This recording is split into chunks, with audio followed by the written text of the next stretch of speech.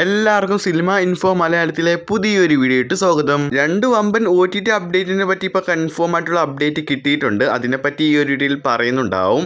പിന്നെ നമ്മൾ ഈ ഒരു വീഡിയോയിൽ പറയുന്നത് ഇന്ന് OTT റിലീസ് ചെയ്ത സിനിമയെ പറ്റി ഈ ഒരു ഭാഗത്ത് നോക്കുന്നതായിരിക്കും. ഇന്ന് ഡിസ്നി പ്ലസ് ഹോട്ട്സ്റ്റാർ വഴി വാഴ സിനിമ OTT റിലീസിന് വന്നിട്ടുണ്ട്. മലയാളം, തമിഴ്, ഹിന്ദി, തെലുങ്ക്, കന്നഡ എന്നീ ഭാഷകൾ ഡിസ്നി പ്ലസ് ഹോട്ട്സ്റ്റാറിൽ വന്നിട്ടുണ്ട്.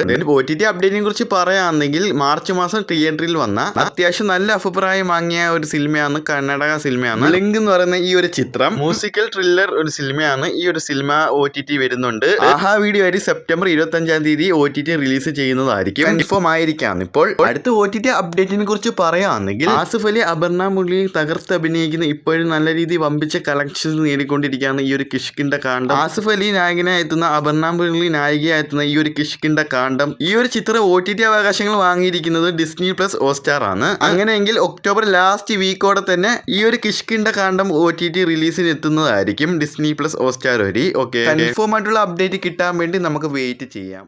നാലാമത്തെ OTT റിലീസിനെ പറ്റി പറയുകയാണെങ്കിൽ ആസിഫ് അലി നായകനായി എത്തുന്ന, പിന്നെ അതോടൊപ്പം തന്നെ അമല പോളി നായികയായി എത്തുന്ന ലെവൽ ക്രോസ് എന്ന ഒരു പടമാണ്. ജൂലൈ 26 റിലീസിനെത്തി ഈ ഒരു ലെവൽ ക്രോസ് പടം. ആവറേജ് പടമാണ് ഈ ഒരു ലെവൽ ക്രോസ് ചിത്രം.